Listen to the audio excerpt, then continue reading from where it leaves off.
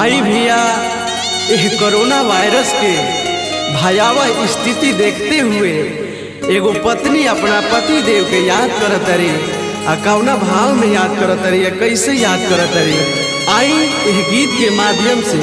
सुनी सभी कि सैया फसल बाड़े अरे बम्बई सहरिया में, कि सैया फसल बाड़े अरे बम्बई सहरिया में, कोरोना के महामारिया में ना, कि सैया फसल बाड़े बम्बई सहरिया में, कोरोना के महामारिया में ना, कि सैया फसल बाड़े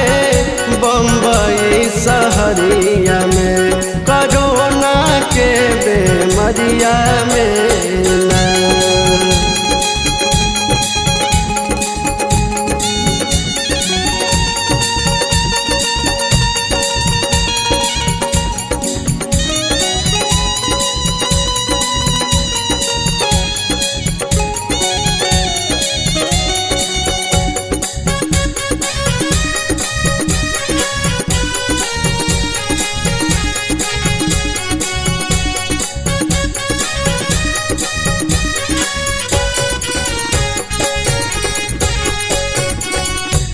कि खैला बिना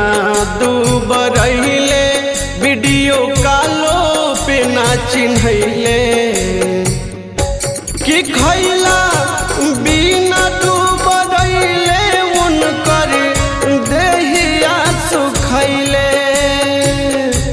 त घूमे निकलस नाही घरवा के बहरिया में, कोरोना के महामारिया में ना, कि सैया फसल बाड़े बम्बई सहरिया में, कोरोना के महामारिया में ना।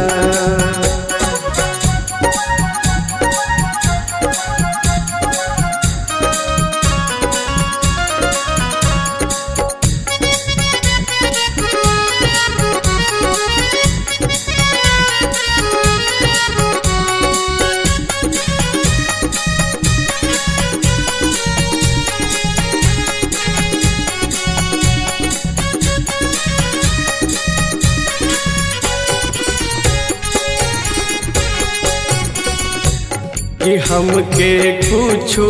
ना बुझाता, लॉकडाउन बढ़ल जाता, कि हमके कुछो ना बुझाता, लॉकडाउन बढ़ल जाता, कि जहिया आई है तहिया धरब कवरिया में, कोरोना के महामारिया में ना, कि सैया फसल बाड़े बम्बई सहरिया